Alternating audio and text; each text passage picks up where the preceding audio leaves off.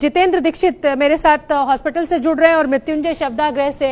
मृत्युंजय, मैं आपका रुख करना चाहूंगी, वहां पर किस तरीके की तैयारियां हैं? अंतिम संस्कार क्या लग रहा है कि कुछ ही देर में शुरू हो जाएगा सब कुछ काम?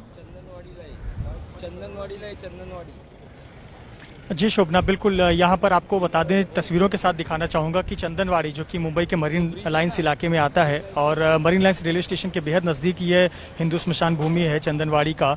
यहाँ पर देखिए तैयारियाँ पूरी हो चुकी हैं, चूँकि कोरोना महामारी है, लॉकडाउन है और ऐसे पर नियमों का पालन कराना है और सभी की सुरक्षा का ख्याल भी रखना है।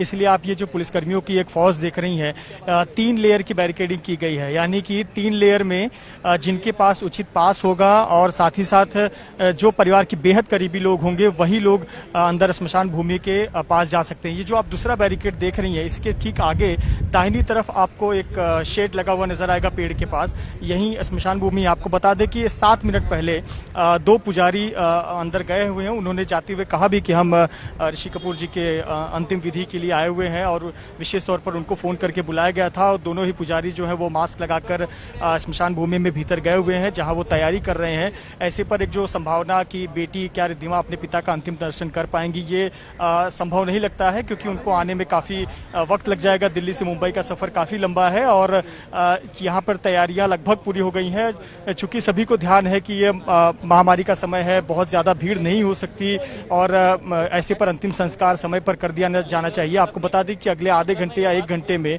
पार्थिव शरीर अस्पताल से निकलेगा और मरीन लाइन्स के इसी चंदनवाड़ी स्मशान भूमि में आकर अंतिम संस्कार यहाँ पर किया जाएगा। पुलिस की तरफ से तैयारियां पूरी कर दी गई हैं। पुलिस के अधिकारियों का साफ करना है कि जो भी आवश्यकता होगी, जरूरत होगी, परिवार को पूरी मदद की जाएगी। फैंस से और शुभचिंतकों से पुलिस ने अपील किया है कि वो घर पर रहें, वहां पर अपनी दुआ करें। जो पुलिस और प्रशासन भी यही अपील कर रहा है लोगों से कि अपने घर पर रहें और ऋषि कपूर का जो परिवार है उन्होंने भी यही अपील की है। मैं वो अपील आपको पढ़ के सुना देती हूँ कि क्या अपील परिवार के द्वारा की गई है। ल्यूकेमिया से 2 साल के संघर्ष के बाद हमारे प्रिय ऋषि कपूर का सुबह 8:45 पर अस्पताल में निधन हो गया।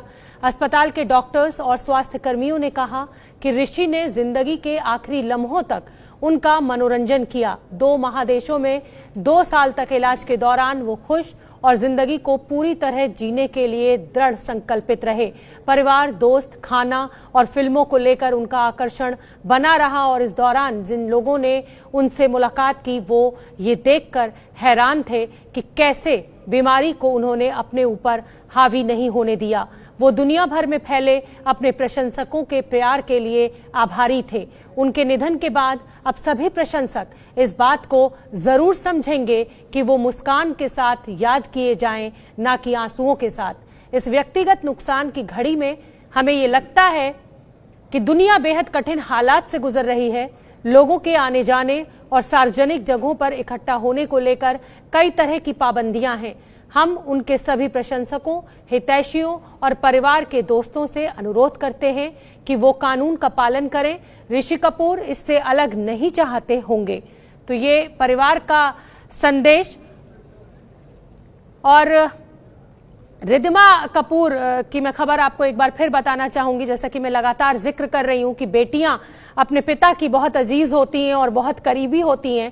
रिद्धिमा कपूर को मूवमेंट पास जरूर दे दिया है दिल्ली पुलिस ने, लेकिन क्योंकि मुंबई में अंतिम संस्कार की तैयारियां शुरू हो चुकी हैं तो ऐसा लग नहीं रहा है कि रिद्धिमा कपूर अंतिम दर्शन अपने पिता के कर पाएंगी। लेकिन क्योंकि परिवार की तरफ से यही अपील की जा रही है, उनके प्रशंसकों से, उनके रिश्तेदारों से, उनके दोस्तों से, कि कहीं भी आप किसी भी तरीके के कानून का उल्लंघन ना करें। एबीपी न्यूज भी लगातार ये अपील कर रहा है अपने दर्शकों से और ये अपील अभिनेता ऋषि कपूर के निधन से पूरा देश स्तब्ध है। लेकिन कोरोना के संकट काल में हमें हर हाल में सोशल डिस्टेंसिंग का पालन भी जरूर करना है। इसलिए घर पर रहकर ही एबीपी न्यूज के जरिए अपने चहेते कलाकार ऋषि कपूर को श्रद्धांजलि दें। तो परिवार की भी यही अपील, एबीपी न्यूज भी आपसे यही अपील कर रहा है कि अपने घर पर रहें। टेलीविजन स्क्रीन पर आपको सब कुछ देखने को मिल रहा है, पल पल का अपडेट भी हम आप तक पहुंचा रहे हैं। जितेंद्र दीक्षित मेरे सहयोगी मुझसे जुड़ रहे हैं। रिलायंस अस्पताल से, जहां पर कि ऋषि कपूर ने अंतिम सांस ली है। जितेंद्र दीक्षित, मैं आपसे जानना चाहूंगी कि लगभग कितना समय और लगेगा? पार्थिव शरीर यहां से अंतिम संस्कार के लिए लेकर जाएंगे उनके परिजन, और जो दुखद है, जिसको लेकर मैं एक बेटी होने के नाते बहुत दुख महसूस कर रही हूँ, रिद्धिमा कपूर अंतिम दर्शन के लिए नहीं पहुंच पा रही हैं। उनको पास जरूर मिल गया है, तो क्या जानकारी आपके पास?